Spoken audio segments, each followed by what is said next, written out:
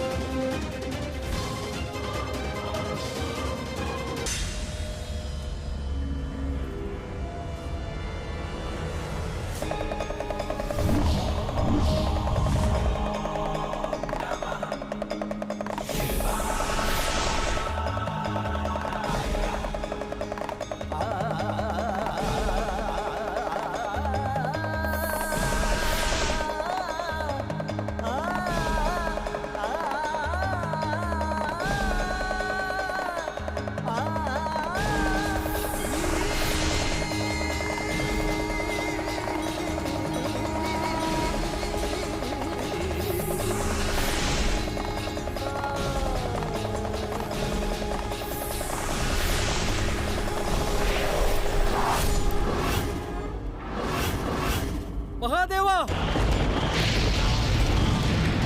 மகாதேவா!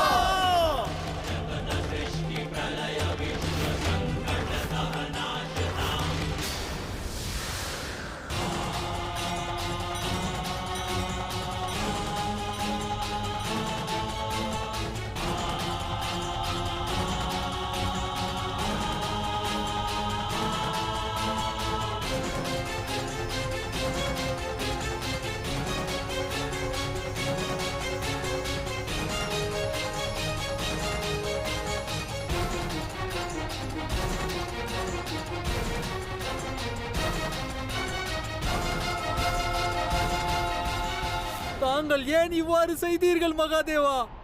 ஏன்? வேண்டாம்.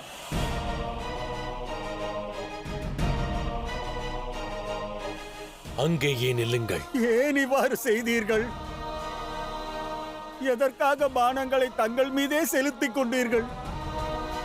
தங்கள் அருகாமையில் வரவும் எங்களை அனுமதிக்கவில்லையே. எந்த பக்தர்களாலும் தன் இறைவன் வேதனை அனுபவிப்பதை காண இயலாது பிரபு. இல்லை, உங்களை தாக்கிய பிறகும் கூட பீமாசுரன் வந்திடவில்லை என்றால் தங்களை தாக்கிய வேதனை என் மனதை வாட்டிடும் அல்லவா? ஏன் மகாதேவா? ஏனென்றால் வேதனையை பக்தன் அனுபவிப்பதற்கு முன்பு இறைவன் அனுபவித்திடுவான். ஆகையால் கவலை வேண்டாம்.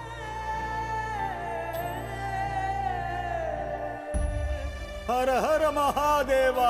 ஹர மகாதேவா! ஹர ஹர மகாதேவா! ஹர ஹர மகாதேவா! மகாதேவர் எடுத்த இந்த முடிவிற்கு பிரபஞ்சத்தில் உள்ள அனைவரும் தலை வணங்குகிறோம்.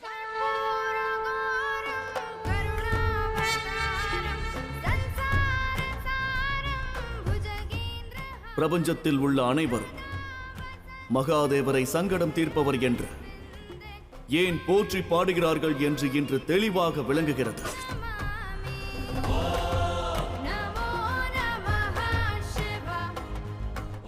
எந்த முடிவாயினும் அதில் சமநிலையை மேற்கொள்பவரை மகாதேவர் என்றுதானே அழைப்பார்கள்.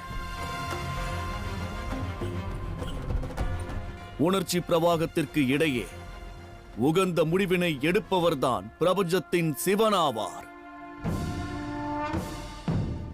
ஹர ஹர மகாதேவா!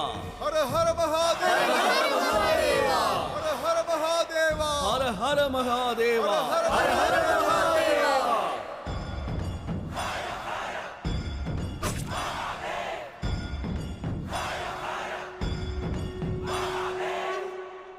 அற்புதம். இன்று சிவன் எடுத்த இந்த முடிவை போல் வேறு எவரும் முடிவெடுத்ததாக எனது வாழ்நாளில் இதுவரை நான் கண்டதில்லை. சிவனே, இந்த ஜிம்பராசுரன் உன்னை வணங்குகிறான். உனது இலக்கை மறந்து விட்டாயா அல்லது அஞ்சு விட்டாயா? இவ்வாறு விரோதிக்கு மரியாதை அளிக்க வேண்டிய அவசியம் என்ன உள்ளது?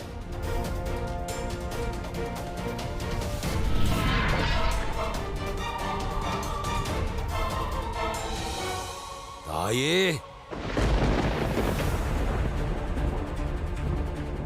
தனது விரோதிக்கு மரியாதை செலுத்திய ஒரே காரணத்திற்காக நான் சிவனைக் கண்டு அஞ்சுகிறேன் என்று தாங்கள் எவ்வாறு எண்ணலாம்? அசுரமாதா, கூறுங்கள், எவ்வாறு எண்ணலாம்? உண்மையில் இதற்கான அர்த்தம் ஒன்றுதான். சிவன் என்னுடைய விரோதியாக இருந்தாலும் சிவனின் இந்த செயல் மதிக்கத்தக்கதாகும். நினைவிருக்கட்டும் அசுரமாதா, இந்த ஜிம்பராசுரன் எவரை கண்டும் அஞ்சுபவன் அல்ல. தன் லட்சியம் மட்டுமே அவனுக்கு முக்கியம். தங்களை நான் என்னுடைய அன்னையாக ஏற்றுக்கொண்டேன். ஆகையால் தான் தங்களை நான் இறுதி முறையாக எச்சரித்து மன்னித்தருள்கிறேன்.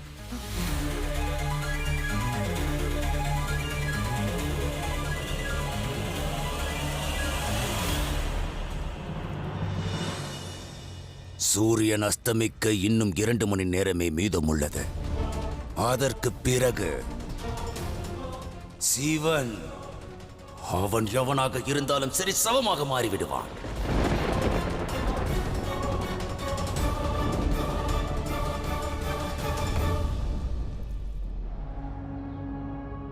தாங்கள் யாவருமே ஆழ்ந்த மெய்யான பக்தி கொண்டுள்ளீர்கள்.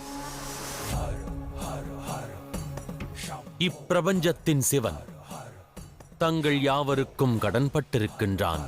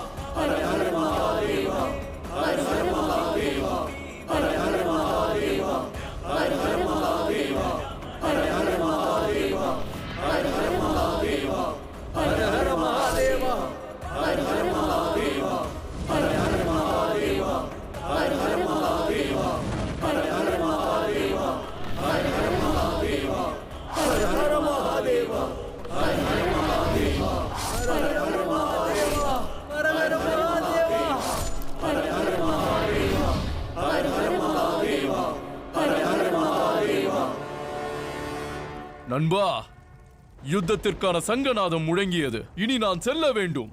நான் வாக்கிற்கு கட்டுப்பட்டுள்ளேன். தாராளமாக செல். ஆனால் ஒரு விஷயத்தை நன்றாக நினைவில் கொள். சூரியன் அஸ்தமிக்க இன்னும் 2 மணி நேரமே மீதமுள்ளது. நீ எப்பாடுபட்டாவது எதையாவது ஒன்றை செய்து 2 மணி நேரத்திற்கு சிவனின் கவனத்தை நீ கலைக்க வேண்டும். நினைவிருக்கட்டும், அனைத்து முறை போன்று இம்முறையும் அசுரர்களின் வெற்றி கொடி பறக்க வேண்டும். நிச்சயம் நண்பா. செல்.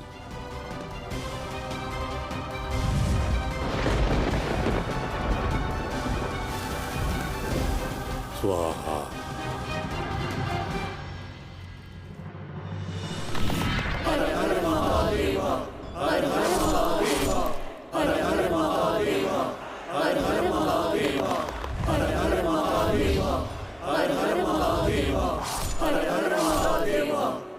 எச்சரிக்கிறேன் மகாதேவா.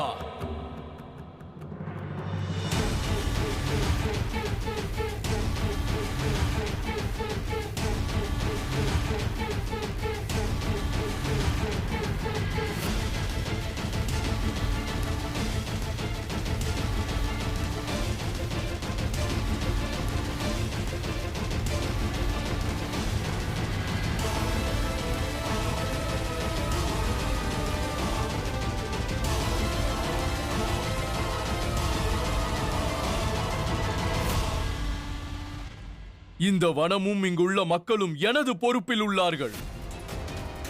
இந்த வனத்தில் உள்ள இவர்களை தாக்குவதற்கு முன்பு என்னை தாங்கள் எதிர்க்க வேண்டும்.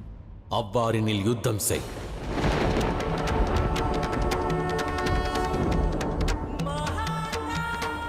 நிச்சயமாக எந்த யுக்தியை வேண்டுமானாலும் கையாளுங்கள். ஆனால் தாங்கள் தங்களது சக்தியை இன்று காண இயலாது சிவனே. சக்தியை இன்று காண இயலாது சிவனே.